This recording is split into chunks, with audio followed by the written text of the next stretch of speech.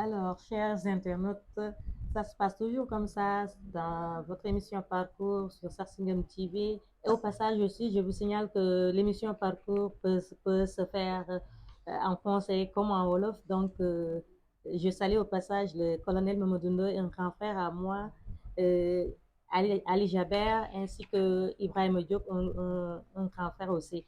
Donc, professeur, Oui. euh, en tant qu'aménagiste, que pensez-vous des inondations? Un phénomène très récurrent qui dure depuis 2005. Et de 2005 à nos jours, le Sénégal aurait dû trouver une solution aux inondations. Et je ne peux pas comprendre qu'on soit dans un état où il ne pleut que 3 mois l'année. Sur 12 mois, nous n'avons que 3 mois de pluie. Et qu'on n'arrive pas à gérer les inondations. Et ce qu'on appelle inondations, ce ne sont pas des inondations. Il serait, vous voyez ce qui s'est passé, euh, j'ai oublié le pays encore, hein, c'est Pakistan, je pense, si je me trompe. Vous voyez les inondations avec des milliers de personnes qui ont perdu la vie. Des plusieurs hectares de terre qui ont été envahis par les eaux. Nous n'en sommes pas arrivés là. Nous, ce que nous appelons inondations, ce sont des inondations parcellaires. À Dakar, centre, il n'y a jamais eu d'inondation de l'époque coloniale à nos jours.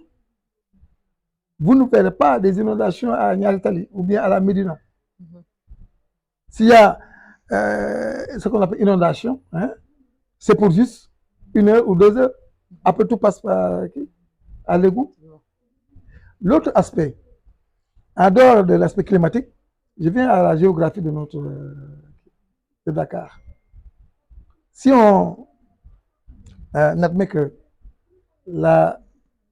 les inondations sont plus fréquentes à Dakar, mais Dakar est une presqu'île qui s'ouvre au nord, à l'ouest et à l'est sur l'océan Atlantique. Pourquoi ne pas créer des émissaires pour que l'eau puisse être rejetée à la mer? Combien de stations ont été créées? Mais malheureusement, il n'y a pas eu d'études sérieuses, je peux dire, portent sur les bassins versants. Il y a des bassins versants. Si vous prenez la côte, la grande côte qui va de Saint-Louis à Dakar, là on sait qu'il y a une petite dénivellation qui fait que vous ne pouvez pas avoir un écoulement gravitaire. Oui. Ce qui n'est pas le cas si vous prenez la côte, la petite côte qui va de Dakar vers là-bas, l'écoulement est gravitaire. Regardez, l'eau coule et va directement vers la mer. Mais si vous prenez l'autre cas, l'eau est piégée, c'est pourquoi vous avez le lac Redba, le lac Tanma, le lac Wuyu, le lac Warway, etc. Succession de lacs. Parce que l'eau ne peut pas aller directement vers la mer. Il y a une certaine dénivellation du point de vue géographique. Ça, c'est par rapport à la topographie des bassins versants. Maintenant, là où on a, mais pourquoi ne pas créer des émissaires? Et là où il y a l'écoulement gravitaire, faire en sorte qu'il y ait des canaux. C'est ce que le colon a fait. Partout où le colon s'est installé, il a mis des émissaires. Dakar, pourquoi Dakar n'a pas d'inondation? C'est parce qu'il y a des canaux. Je connais Canal 4. Vous connaissez Canal 4 et autres. Si vous prenez le cas de Rufisque, vous avez des canaux. Même à Saint-Louis, vous avez des canaux. Partout où vous avez le passage, l'empreinte coloniale, vous avez des canaux. Et les inondations ont été anticipées. Mais nous, on est là 50 ans après. Et on n'arrive pas à gérer un problème qui se signale depuis 2005. C'est un paradoxe. C'est un paradoxe. Et la dernière fois, je disais dans un journal, La Place, qu'on a injecté plusieurs milliards. Et jusqu'à présent, les inondations sont devenues têtues et obsédantes. Donc, il faut changer de fusil d'épaule. Ce serait aussi facile que d'avoir au moins des canaux. Vous savez, une ville ne peut être épargnée des inondations que si elle est traversée par un cours d'eau ou bien par des canaux. Prenez le cas de Paris. Il y a la Seine, non? Il y a la Seine qui parcourt Paris. Dans toutes les grandes villes, Danube, la Meuse, etc., toutes les grandes villes européennes sont traversées par des cours d'eau. Il faut savoir aussi choisir le site et la situation. Ouais. Mais nous, on est à Dakar. Dakar, c'est une presqu'île. Lorsque les colons étaient là. Mais ils ont compris que tout simplement, il faut mettre des émissaires et gérer les eaux. Il n'y a jamais eu de problème. Moi, je suis né ici à Grand Dakar, mais je n'ai jamais connu d'inondation durant mon enfance. On n'en pensait même pas. Maintenant, l'autre fait qui est lié à la sécheresse des années 70, lorsqu'il y a eu la sécheresse des années 70, la carte hydrologique de la banlieue a changé. Parce que là où on avait des cours d'eau, on a vu que les cours d'eau se sont asséchés. Lorsque les cours d'eau se sont asséchés, alors les peuples, vraiment espérant que l'eau ne pourra plus revenir, sont venus remblayer et habiter. Et on a eu le retour maintenant des eaux. C'est pourquoi j'ai fait un article où je parle de inondation ou colère des eaux. C'est un article, inondation ou colère des eaux. Parce que les eaux sont venues réclamer aux hommes leur lit. Ah oui. Le lac existait depuis 150 ans. Vous, parce qu'il y a sécheresse, vous êtes venu squatter. Alors, le retour du propriétaire vous risque de vous être fatal parce qu'il va taper à votre porte. Et c'est ce qui nous est arrivé. Aujourd'hui, dans l'article, je montre de manière un peu philosophique le rapport entre l'homme et l'eau, l'homme et la nature. Parce que la nature, quelquefois, tantôt nous dominons la nature, mais tantôt aussi la nature nous domine. Et c'est ce qui est arrivé, des inondations. Donc, il y a eu cette occupation anarchique de l'espace, parce qu'on aurait dû, voilà, on aurait dû penser à ces zones dites non aedificantes, des zones non habitables. Et pour cela, c'est l'État qui devait anticiper. Mais malheureusement, l'État n'a pas anticipé. On a des services très efficaces. Il y a le cadastre, il y a l'urbanisme, il y a les domaines. Hein. Il y a tous les services administratifs qui gèrent le foncier. Nous avons des réformes qui datent de 1964, même si elles sont aujourd'hui erronées. Hein. Alors, donc, toutes les dispositions sont là pour que l'État puisse au moins anticiper sur la gestion totale. Mais on a vu les gens s'installer, on n'a rien dit. Tout au contraire, on les a accompagnés. Ce qui fait que maintenant, il y a inondation, il faut aussi les accompagner. C'est pourquoi le président Ouad a pensé au plan Djahaï, etc. L'autre aspect, et qui, à mon avis, est le fondement même des inondations, c'est l'artificialisation. Partout, on crée de nouvelles cités. Quand on crée une nouvelle cité, comme là-bas chez vous, il y a la route qu'on crée, et quand on crée une route, ça artificialise, donc il n'y a plus de possibilité de pénétration. Vous empêchez à l'eau de pénétrer. Mais si vous empêchez à l'eau de pénétrer, il faut trouver un canal. Si vous ne trouvez pas un canal, il va venir cohabiter avec vous. Et c'est ce qui vous est arrivé. Partout à Keur-Massar, c'est le même cas. Il y a de nouvelles cités, il y a des routes, mais il n'y a pas une canalisation. S'il n'y a pas une canalisation, malheureusement, c'est ça, de manière très ramassée, ce que je peux dire sur les inondations. Mais les inondations ne s'expliquent pas au Sénégal. Elles n'ont pas de raison d'être. Parce qu'il ne pleut pas. Vous voyez, depuis bientôt 2-3 semaines, il ne pleut pas à Dakar. Hein? Et ce sera comme ça jusqu'au mois de juin prochain. Donc, on a tout le temps. On a tout le temps pour se préparer, faire des canaux, régler les problèmes des inondations. Mais on va attendre toujours que les inondations qui pour parler de plan Orsec. Moi, depuis que j'étais dans les collections en 2004, hein, j'entendais plan Orsec. Hein, on disait oui, on réquisitionne les motos, etc. Hein, l'autoroute, la RN1 est bloquée, etc. Mais pour une toute petite période. Et de 2005 jusqu'à présent, on n'a pas encore de musique préventive pour régler définitivement les inondations. Alors que si vous allez en Côte d'Ivoire, si vous allez dans les pays intertropicaux, mais vous avez des États qui ont 9 mois de pluie et 3 mois de saison sèche. Et pourtant, si vous allez là-bas, on ne parle pas d'inondation. L'autre aspect, c'est que là où nous en sommes actuellement, la technologie, et le Sénégal est très en avant dans le domaine des BTP. Donc, si l'État avait mis en place un comité interministériel en convoquant les ingénieurs, les universitaires, les gens du génie civil, l'armée, tout le monde, mettre en place une bonne équipe et que les gens réfléchissent, ils vont sortir des plans de gestion, faire en sorte que, que toutes les eaux soient évacuées au niveau des centres d'épilation, qui soient traitées et rejetées ou réutilisées. Là où je vais terminer, c'est surtout l'approvisionnement de Dakar par le lac de Guiers. Combien de quantités d'eau quittent le lac de Guiers pour venir à Dakar? Ici, dans mon robinet, l'eau qui coule dans mon robinet vient du lac de Guiers.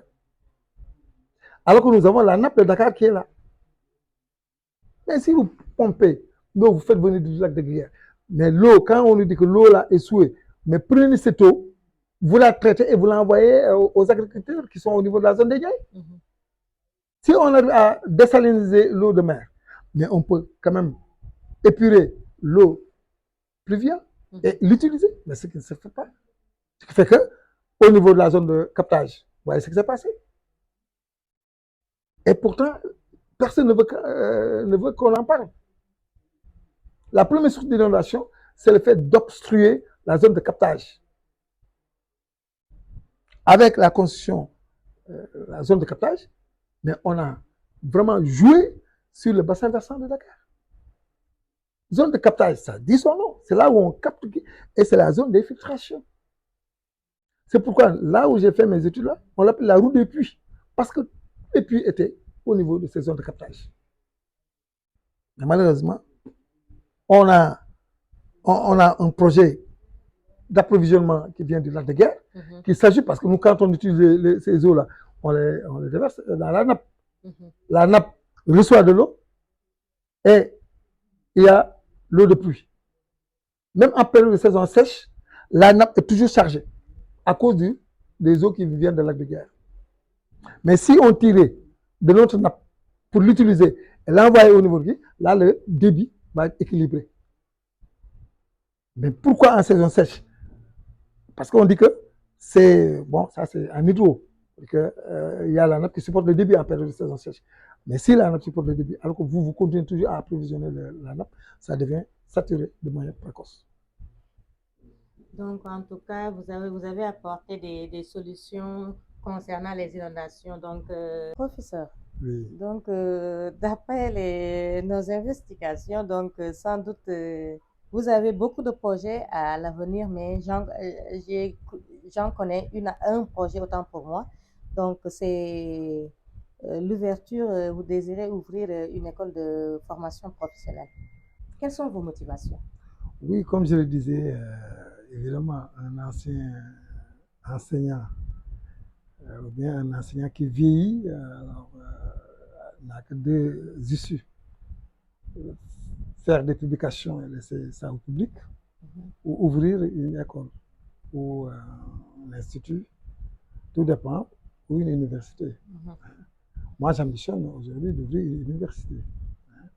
Parce que, par exemple, je l'ai toujours dit, je suis aménagiste, mais il n'y a pas une école d'aménagement du territoire spécialement dédiée au Sénégal. Comme on dit, l'école d'aménagement du territoire du Sénégal. Alors, ça fait partie de mes rêves.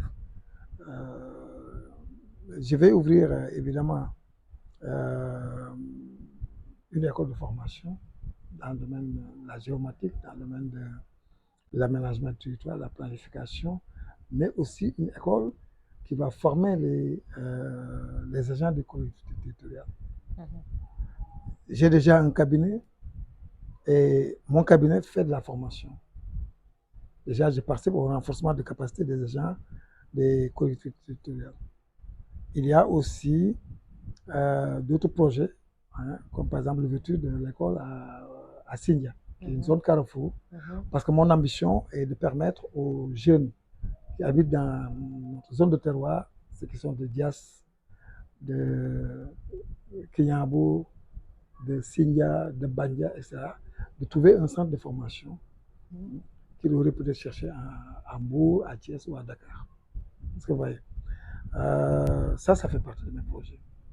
J'ambitionne aussi de contribuer activement au développement territorial du Sénégal. Et quand je dis du Sénégal, c'est faire en sorte que les collectivités territoriales soient attractives et compétitives. Et pour cela, il faut des indicateurs. Je vais travailler sur des guides, je vais travailler sur des indicateurs que je vais proposer en validation. Et sur la base de cela, on pourra dire que faire la typologie des collectivités locales par rapport à leur contrat de performance. C'est vrai que les gens ont leur manière d'auditer, mais moi je voudrais partir d'indicateurs fiables que je vais déterminer moi-même et créer un guide, créer aussi un document qui permettra d'évaluer les collectivités. Ça fait partie de mes... Alors, l'autre aspect que je voudrais explorer, c'est l'intercommunalité au Sénégal. C'est vrai que à Dakar, les gens sont un peu frileux et cela ne s'explique pas. Alors que l'intercommunalité est aujourd'hui un domaine qui peut aider véritablement toutes les communes voisines à gérer leurs problèmes quotidiens. Si vous prenez par exemple le domaine de l'environnement, si chaque commune essaie de gérer ses problèmes environnementaux, alors il n'y aura pas de résultat probant. Mais s'ils arrivent à gérer leurs problèmes autour d'une structure intercommunale, ça peut avoir de bons résultats. Donc, je travaille avec les gens de Rouen, déjà, en France, avec mon ami Matar Diop. On envisage quand même de réaliser ce projet en collaboration avec les autorités locales. Quand je vois, par exemple, Dakar Dem Dikk, qui est déjà très en avance, moi, je ne comprends pas pourquoi Dakar Dem Dikk et le TER n'auraient pas d'application. On doit avoir des applications pour savoir à quelle heure le TER va être, à quelle heure on peut avoir Dakar Dem Dikk. Même pour quand j'entends Allotaxi, on dit qu'Allotaxi, ou bien comment on dit ça encore, Dakar, je ne sais pas. Hein, mais il doit avoir des applications. De sorte que si j'ai besoin de Allotaxi, je passe par l'application et je sais qu'il y a tel qui passe par tel itinéraire. On est dans ces sociétés de l'information. Donc, je crois qu'il y a beaucoup de choses à faire, notamment dans le domaine de la spatialisation des données. Hein. Le numérique doit être vraiment au top maintenant dans la gestion des affaires publiques. L'autre fait, là où je vais terminer certainement, c'est la valorisation des projets smart, les smart cities, les villes intelligentes. Faire en sorte que maintenant, nos villes soient intelligentes. Même dans le domaine des BTP, partout, qu'on ait vraiment des choses intelligentes. Vous voyez ici, l'appartement qui est là, mais à partir de 18 heures, on n'a plus, on est obligé d'allumer la lampe, alors qu'on a le soleil jusqu'à 19 heures.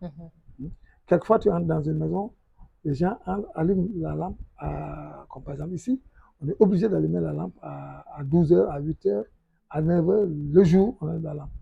Ça ne s'explique pas dans un pays qui est aussi éclairé. Vous avez le soleil.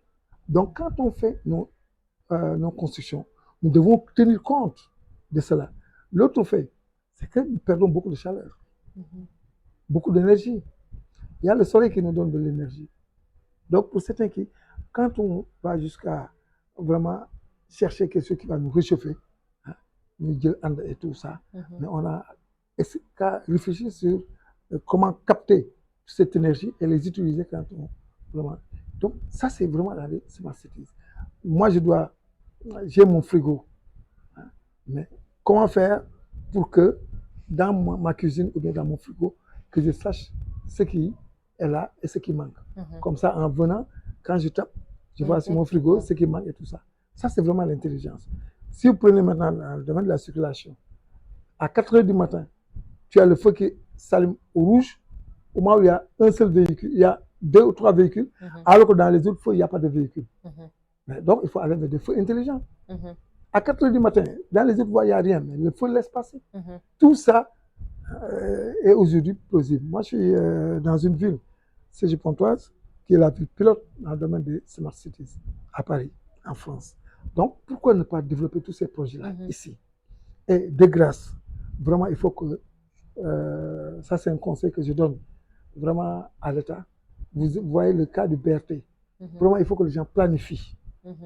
Qu'on aide à planifier, comme on l'a fait avec l'autoroute à péage. Ouais, on a commencé par le tronçon, là où c'est moins grave, on l'a fait. Ensuite, on a sauté l'autre qui, etc., en cascade. Hein, on le fait en cascade. Mais malheureusement, on casse, on bloque tout le monde, alors que les ambulances doivent se déplacer, il y a des urgences, etc. Donc, moi, je crois que le problème de planification doit être réglé ici pour les projets. Il y a beaucoup de projets, mais si les projets ne sont pas planifiés, ça peut poser problème. Et aussi qu'on travaille en fonction du calendrier saisonnier. Calendrier saisonnier. Si, par exemple, vous faites votre projet, vous savez qu'en période d'hivernage, il va y avoir des inondations et autres, au moins vous arrêtez le projet. Vous faites de sorte que le projet puisse durer 9 mois avant l'hivernage, que le projet soit réceptionné. Mais malheureusement, on ne tient pas compte de tout ce qui... Alors que nous sommes très forts dans le domaine de l'étude d'impact environnemental et social et l'élaboration des PGS, plans de gestion environnementale et sociale. On fait des plans, on fait des... Mais malheureusement, on ne respecte rien. Alors que les études nous révèlent tout ce qui est impasse, tout ce qui est variant, tout ce qui est impact. Ça se révèle dans les études, mais on ne les respecte jamais. Donc, c'est là où je vais terminer pour vous dire que nous sommes très ambitieux. On nous pousse souvent vers la politique, mais malheureusement, la politique n'est pas notre fort. Mais j'en profite vraiment pour lancer un message au président de la République en lui disant qu'au niveau de la zone SAFI, s'il s'agit de monopoliser des terres, vraiment, l'État vient. Nous a sollicité pour l'aéroport, on a donné l'aéroport. Il y a le pôle d'Agakholpo où nous ne sommes même pas d'accord, mais on nous force la main pour le prendre. Il y a le port de Ndayan, il y a la zone économique intégrée, il y a le Djafsa, il y a les unes de remorques, il y a Ciment du Sahel, etc., etc. Donc quand il s'agit de monopoliser nos terres, l'État vient et ils le prennent sous prétexte d'une expropriation ou pour cause d'utilité publique. Mais quand il s'agit maintenant de nommer des ministres, quand il s'agit de nommer des docteurs et pourtant, il n'y a que des jeunes valides, des jeunes diplômés, des jeunes qui sont très, très, très, très aguerris et qui ont vraiment acquis des connaissances extraordinaires qui sont au niveau de la zone SAFI. Mais ces jeunes-là ne sont pas valorisés. On entend des ministres à Mbour, à Thiès, partout, mais pas dans la zone SAFI. Des DG, on en avait, mais pratiquement, on les a perdus. Sarr, qui était non loin de nous, a été démis de ses fonctions en tant que ministre. Salih Diouf, qui était directeur de l'enseignement, on l'a perdu. Il ne reste que Mamadou Ndione comme directeur, hein, et l'autre scène qui est directeur de l'assainissement. Nous avons droit, compte tenu de tout ce qu'on nous prend, en ressources, comme de ressources qu'on ait au moins plus de cadres. Ça, c'est un message que je lance à l'endroit du président de la République en lui disant que nous ne sommes pas contre les projets, mais il faut que les projets soient inclusifs. Le pôle d'Agakholpa n'a pas sa raison d'être. Nous l'avons montré à travers le collectif. Nous ne sommes pas d'accord sur ce qui, parce que ça va créer une zone extravertie. Vous ne pouvez pas prendre des gens riches, les mettre à côté de gens qui sont très pauvres. Là, ça va. Et aussi la manière dont on a pris les terres. Le collectif se bat, les populations se battent, mais malheureusement, il y a la force de l'État qui prime sur la force des paysans que nous sommes.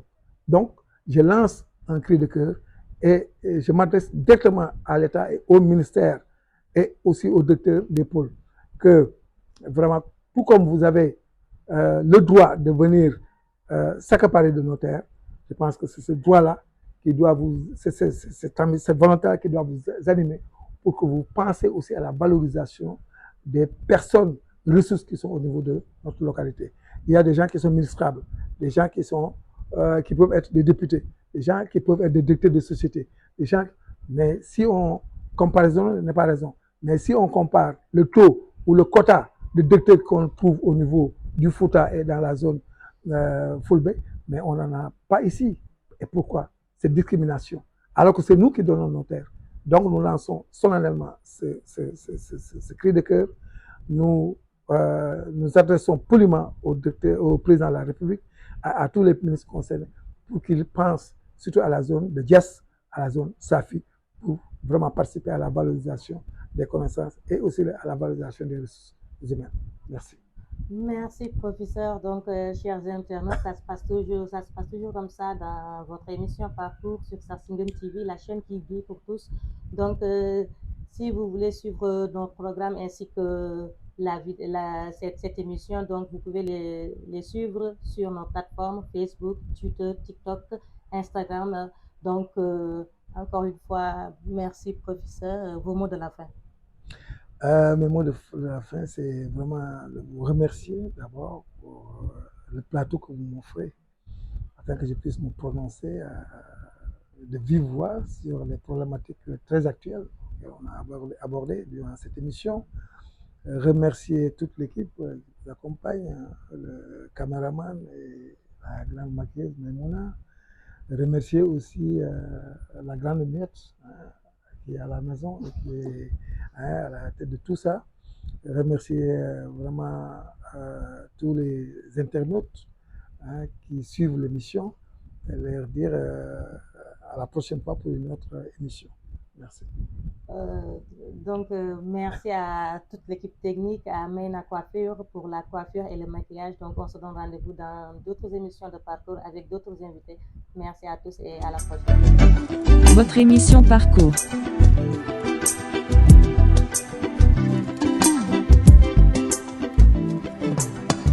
Parcours.